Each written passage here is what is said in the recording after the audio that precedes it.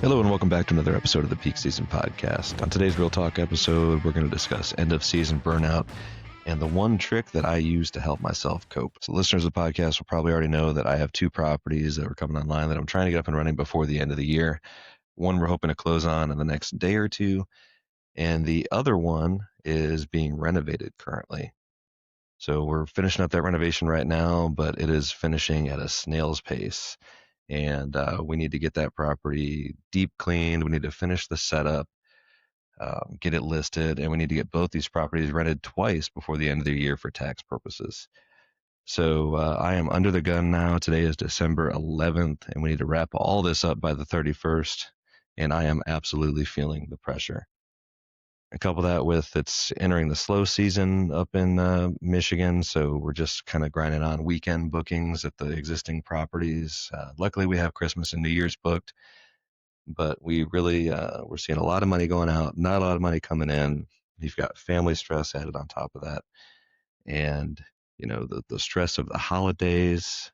It's a lot sometimes, right? So this is one strategy that I use to help myself cope when I'm feeling overwhelmed. And I find myself sometimes doing this multiple times a day, if I'm being totally honest. So without further ado, let's get right into it. I call this strategy the three S's. It is not mine. I got it from Brian over at the Action Academy podcast. I'm not sure if he got it somewhere else, but that's a great podcast. If you haven't checked it out already, highly recommend it.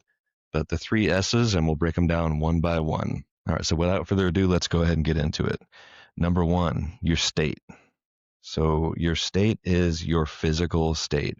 I want you to take a look at how you're feeling and really see what you can do to reset your physical state.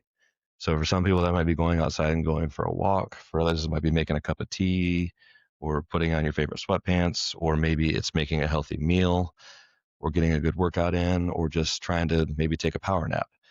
But until you get your physical state corrected, it's going to be difficult to process stress and to be effective as an entrepreneur, as a father, as a mother, whatever you've got going on.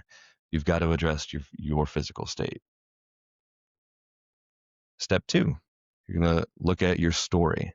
So these are the stories that we tell ourselves as we progress through our day. So if you're walking around the house or your office or whatever, and you're saying, I'm so overwhelmed, I can't believe there's one more thing added to my plate. What am I going to do? What am I going to do? These stories that you tell yourselves are going to manifest into your reality, right? You repeat this mantra over and over to yourself that you're overwhelmed. Well, eventually you're actually going to be overwhelmed and you're going to will that into existence. So how do we combat this? Several ways, but I like to start with gratitude. I try and reframe all of the struggles or the issues that I'm facing on a day-to-day basis with, I get to do this. So whether it be buying a new property, handling a renovation, going to my kid's school for a holiday party, upcoming travel, whatever the case may be, this is something that I get to do, and all of it I've chosen to do. So look at it through the lens of, this is something that we have not only chosen to do, but we get to do. And there are people out there that maybe are not in a financial position to do any of this, or maybe they're trying to figure out how they're going to make it to their kids' cancer treatments before work or something like that. Like the life that we have chosen as entrepreneurs is a good one, and it's something that we should be grateful for. Another part of your story is remembering or reminding yourself that these are temporary stresses and they are going to play into the greater good. So for example, it's very stressful to get a property up and running, but once it is up and running, that can be a very fun thing and something that is wildly profitable and very enjoyable. But that initial stress of getting a property purchased, set up, and up and running is extremely stressful, but it's very temporary as well. Another thing that I like to remind myself of is that personal growth and leveling up yourself is often going to come with some discomfort and some stress and some growing pains. We can't become the best version of ourselves without going through a little bit of pain to get there. So this is all part of the process, and just sort of reminding yourself as you're going through this exercise that personal growth comes with a little bit of pain, sacrifice, oftentimes a lot of pain and sacrifice. But the biggest level ups are always going to happen after the most work. All right, so we've talked about our state first, our physical state, the stories that we tell ourselves, and finally, we're going to get into the strategy. Now that we've had 2/3 of this reset done, let's look at what your strategy is going to be going forward. What I like to do is I make a list of the top 5 things that are stressing me out. Once we get into that list, I'm going to look at different outcomes and things that I can actually do to affect those outcomes. For example, if I'm worried about my property that is under renovation, what can I do to make sure that that is on track, right? So I'm messaging my contractor. I'm asking him, does he have everything he needs? I'm talking about timelines with him and being very honest about what my needs are. I'm talking to my cleaner, making sure that she can get in there as soon as he's done, or perhaps we can split up the house and she can start cleaning while he's still in place. And we're just looking at that whole process and trying to break down micro steps of what I can actually do to impact that portion of my stress. Another thing that I find as I make this list, so there are many things that I cannot actually get done today. So I'm very, very stressed out and feeling like I have a million things to do. But this minute on this list, there might only be two or three things that I can actually get done. And I find that once I look through this list and I process that and I get done the few things that I can get done right now, I feel like I've made actionable progress. And then I might make a schedule for when I can get these other things done. So, for example, on the property that's about to close, I need to buy furnishings for all this for this property. It's coming partially furnished, but we're gonna have to order quite a bit of stuff.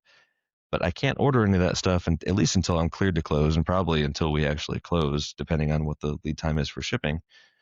So, until that closes or until I'm cleared to close, I'm not going to worry about making that order. But what can I do? I can start shopping for the items, maybe put things in my cart. I can make a list. I can make a budget and things like that. So, for example, the first thing I did for that yesterday when I was feeling overwhelmed is I made a budget and a list of everything I needed to buy.